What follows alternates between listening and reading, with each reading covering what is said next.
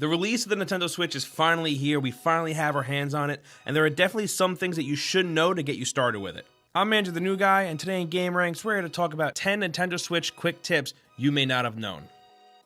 Starting off at number 10, this is something that I may have already fallen victim to, unfortunately. I'm not entirely sure, but you do have to be careful when removing the Joy-Con straps from the Joy-Con controller itself, because it's pretty easy to break it. Getting it on is fairly simple. Each strap works on both Joy-Cons, so you just have to make sure you're lining up the plus and minus signs before actually sliding it into place. But it's taking it off that may cause the issue. After it's on, you'll find a lock button, or a switch, I guess you can call it, on the bottom of the Joy-Con, and it locks in the direction that you have to push to remove the strap. So when you take the strap off, you have to make sure you disengage that lock, and then also push the gray release button on the back of the Joy-Con, and then pull the strap off. But you do have to be careful that you don't re-engage that lock when you're pulling off the strap. Even with doing it right, it still feels kind of finicky, like getting it off doesn't actually feel right, but don't freak out. As long as you're following the steps and you can't obviously tell that you broke it, you should be fine. And up next, at number 9, one cool thing you may not have known is that the Switch is actually region-free, which is cool for you because now you have access to more games. You can actually set up a second profile on your Switch and have that one attached to the Japanese eShop, and you can download and play all the games from there. So here's a quick rundown on how you'll do it. You'll have to go to my.nintendo.com/getting_started. And from here, you'll have to make a new account, and when it asks you for your country of origin, you have to put in Japan. And after you hit submit and verify your account, you'll then have to create a new profile on your Switch and tie that account that you just created to that profile. So once you open up the eShop, voila, you now have access to every game on the Japanese eShop. There are a few games and a few demos that aren't available in the North American eShop, and there are certain games on there that do have English support, so make sure you do your research before you start purchasing. And while this may not seem like a lot now, just think about the future. This is a whole nother outlet to get access to even more games. And next up at number 8, when you hold down the home button, it actually brings up a quick menu without closing out your game and returning you to the main menu. And here you can see your time and your battery level. You can also put the console into sleep mode, turn auto brightness on and off, put the console into airplane mode, and also adjust the brightness manually. This is a pretty neat little menu to have access to. Another quick tip, turning down your brightness a little bit if you can afford it is a pretty good idea, because if you turn it down a decent amount, but to the point where it's still playable, you can get another 30 to 45 minutes of playtime out of Breath of the Wild. And we all need as much of that precious Zelda time as we can get. And up next, number 7, this is more of a PSA than a tip really, but I highly advise you don't put a skin on your Switch. Decal maker Dbrand seem to actually be the ones who put the warning out there and has actually gone as far to refund anyone who's purchased a decal from them. And the problem is actually in the adhesive that is used on the skins. It doesn't play well with the Switch and its controllers, and it actually ruins the finish. Like, you can find pictures of it online and it really makes a bit of a mess. Dbrand actually tested the skin themselves on a few different Switches before concluding that the skins just don't work well with it. This is a huge bummer, seeing that some of the skins are really cool looking. I totally thought about making my Switch look like an SNES, and now I definitely can't. Props to Dbrand though, they missed out on a ton of money by giving everyone the heads up about this and refunding orders. Kudos to you, that's awesome.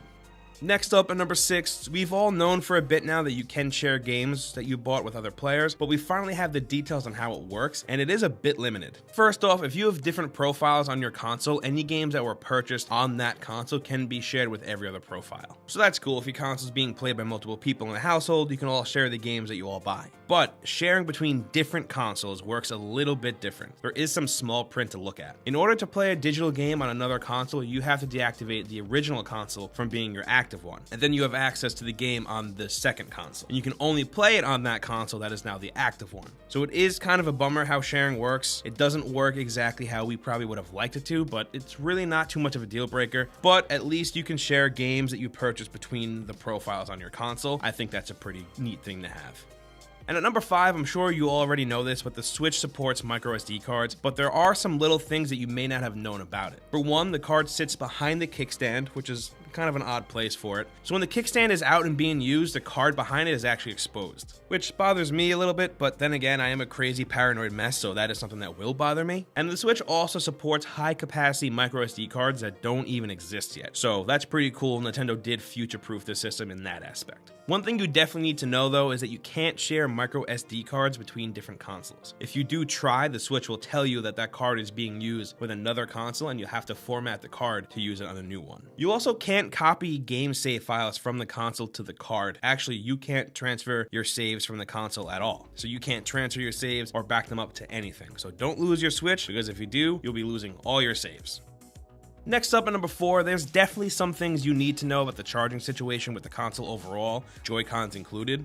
First up, you can't have the console using the kickstand and charge it at the same time, because the USB-C port is on the bottom of the console. Also, if you plan on taking your Switch somewhere and you need to charge it up, I advise not playing it in TV mode while you do it, because it charges really slow when you do this, slower than it really should. And then there's the Joy-Con charging situation, which might bother some people. The Joy-Con grip that the console ships with is essentially only a shell. It won't charge your Joy-Cons. There is, however, a $30 charging grip that can charge the grips by plugging the grip into the console. So out of the box, the only way to charge the Joy-Cons is by having them attached to the console itself when the console isn't being used, or having them attached to the console while playing with the Pro Controller. But the Joy-Cons do supposedly have a 20-hour battery life, so you shouldn't run into much trouble there. That is a pretty good amount of time. Another thing to keep in mind is that the Switch will have a hard time charging from a lot of different portable charging packs.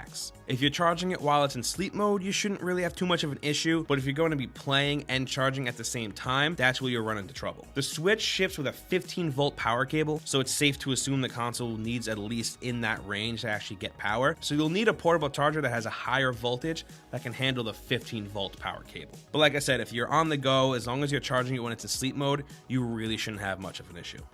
Up next, number 3, you might notice that going from handheld mode to TV mode, that the colors might look a tad bit washed out depending on the display that you're using. It's definitely more noticeable with Breath of the Wild, and you're definitely going to want to mess with the TV settings on the Switch and also mess with the settings on your display. On the Switch itself, I'd set your resolution from automatic to whatever your display's resolution actually is, and then change your RGB range from automatic to full range. But also make sure that your display is set to full range too, because if you don't, it's not going to work properly, and most displays are set to limited range by default. Then from there, you're going to want to head to your display settings and play around until you get a picture quality that works for you. And if your display has a low input lag HDMI input, I definitely recommend using that input if you don't already have another console utilizing it. So if you've been noticing a different picture quality between handheld and TV mode, I would definitely check it out and see if you can tweak it a little bit. Also, if your Switch is turning on your TV or stealing an input when you dock it, go back to TV settings on the console and turn Match TV mode to off. The default setting is on, so you definitely have to make sure you go in and look at it.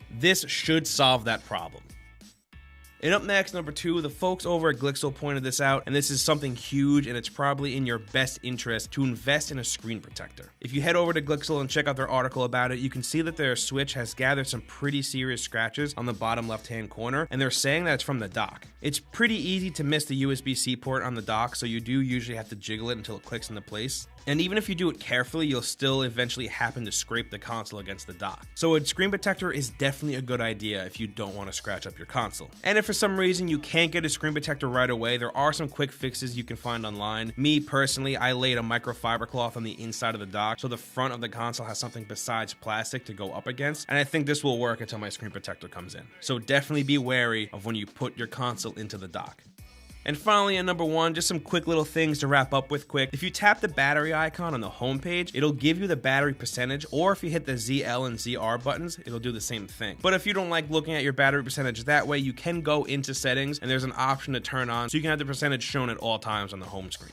To get to that, you go to System Settings from the home page, and then once you're in that menu, you scroll all the way down to Settings, and you'll see it right there. And before you go and spend the $70 on a Pro Controller, do make sure to spend some time with the Joy-Con grip. It might not be as bad as you think. It's actually pretty good. Also, those really nice Bluetooth headphones you bought, I hope you're really excited to not use them because the Switch doesn't support Bluetooth headphones, which is a big miss, and I don't know how Nintendo let that slip by. It also can't use low impedance headphones without the help of an amp, so that's kind of a bummer too. And if you didn't know, your Joy-Cons do work with PC, Mac, and Android devices. And don't forget to register your physical games for Nintendo Rewards. You're going to hit the plus button while having the game selected, and you'll see exactly how to do it. So those are some quick tips that are definitely worth knowing if you picked up a Nintendo Switch or if you plan on getting one.